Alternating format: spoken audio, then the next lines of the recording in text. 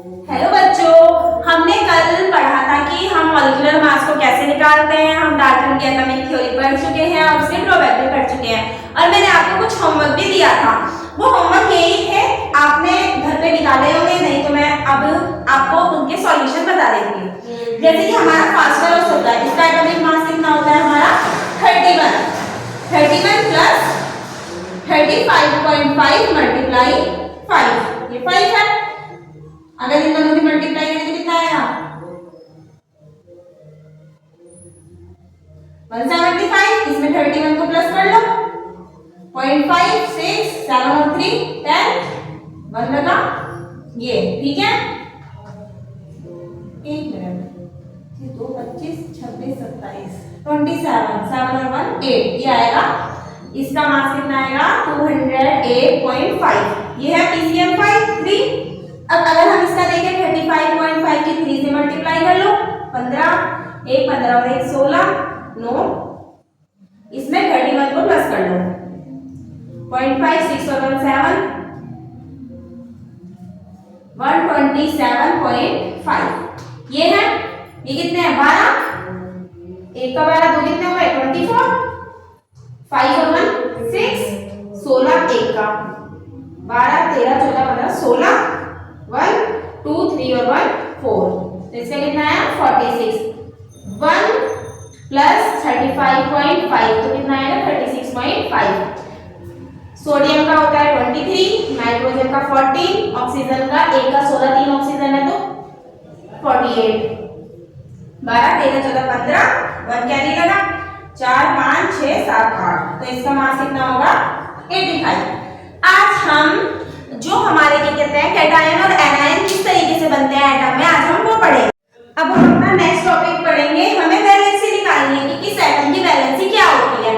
हमें K L M N classes के बारे में भी ऐसे याद रखना है। नेक्स्ट चैप्टर में बहुत एटॉमिक मॉडल है, उसमें हमें अच्छे से पढ़ेंगे कि क्या होती है, शेल नंबर ऑर्बिटल नंबर सब कुछ। अभी हमें ये याद रखना है कि 2 8 8 18 32 ये फिलिंग ऑफ इलेक्ट्रॉन होती है। जो इलेक्ट्रॉन होते हैं वह इसी के अकॉर्डिंग क्या होते हैं फिल होते हैं। अब हमारे पास पहला एटॉम क्या है हमारा हाइड्रोजन। हमें ये याद रखना है जो हमारे नंबर ऑफ प्रोटॉन होते हैं वो इक्वल होते हैं हमारे एटॉमिक नंबर के। जितना एटॉमिक नंबर होगा उतने हमारे क्या होते हैं नंबर ऑफ प्रोटॉन होते हैं। और जो हमारे ये नंबर ऑफ प्रोटॉन होते हैं, जो नंबर ऑफ इलेक्ट्रॉन होते हैं वो भी दोनों आपस में क्या होते हैं इक्वल होते हैं। और जो हमारा एटॉमिक मास होता है वो प्रोटॉन और न्यूट्रॉन को जब प्लस करते हैं तो हमारा क्या आता है एटॉमिक मास आता है। अब सबसे पहले हमारे पास क्या है हाइड्रोजन। हाइड्रोजन के पास क्या है एटॉमिक नंबर 1, मतलब कि इसके पास एक ही इलेक्ट्रॉन है। तो के शेल में मैक्सिमम 2 इलेक्ट्रॉन भरे जा सकते हैं, पर इसके पास कितना है 1 ही इलेक्ट्रॉन है। तो इसकी वैलेंसी क्या होगी, इसको पूरा करने के लिए एक ही इलेक्ट्रॉन चाहिए 1, या फिर ये दे भी सकता है 1 +1 या -1 होगी। अगर कोई इलेक्ट्रॉन क्या करेगा इलेक्ट्रॉन को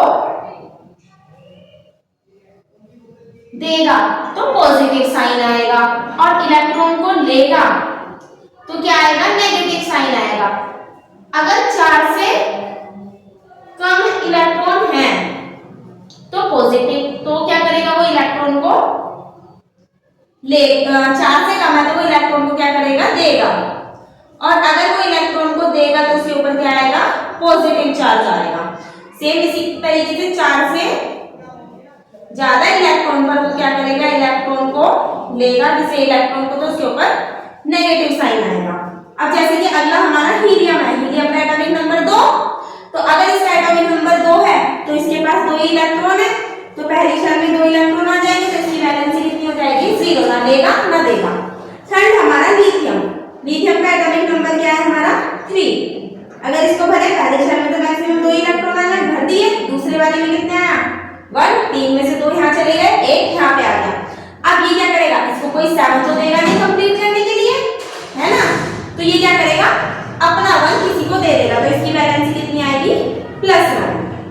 अगला है हमारा बेरियम, एटॉमिक नंबर 4 2 और 2। अब ये भी अपने 2 दे देगा, अगर ये अपने 2 दे देगा तो इसकी वैलेंसी क्या आ जाएगी +2। बोरोन एटॉमिक नंबर 5 2 और पहले में मैक्सिमम 2 ही, 5 में से 2 यहाँ चले गए, कितने बचे 3, 4 से कम है तो ये भी क्या कर देगा, दे देगा +3। फिर आया कार्बन, पहले में 2 भरे गए, फिर कितने बचे 4, अब ये ले भी सकता है और दे भी सकता है, कुछ भी कर सकता है। फिर आया नाइट्रोजन, 7 एटॉमिक नंबर, पहले में मैक्सिमम 2 भरे गए, दूसरे में कितने बचे, 7 में से 2 गए 5। अब ये क्या करेगा, 5 है देगा तो नहीं, ये 4 से ज्यादा है तो ये क्या करेगा, 3 ले, कितने लेगा 8 करने के लिए 5 इलेक्ट्रॉन है, करने कितने हैं 8, तो कितने लेगा 3, तो इसकी वैलेंसी क्या आ जाएगी -3, अगर लेता है तो -3। फिर ऑक्सीजन एटॉमिक नंबर 8, 2 और 6, तो ये कितने लेगा -2।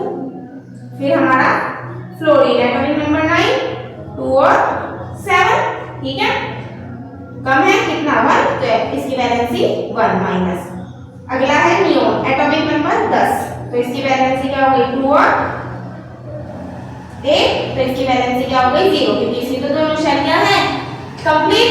अब इसके बाद जो हमारा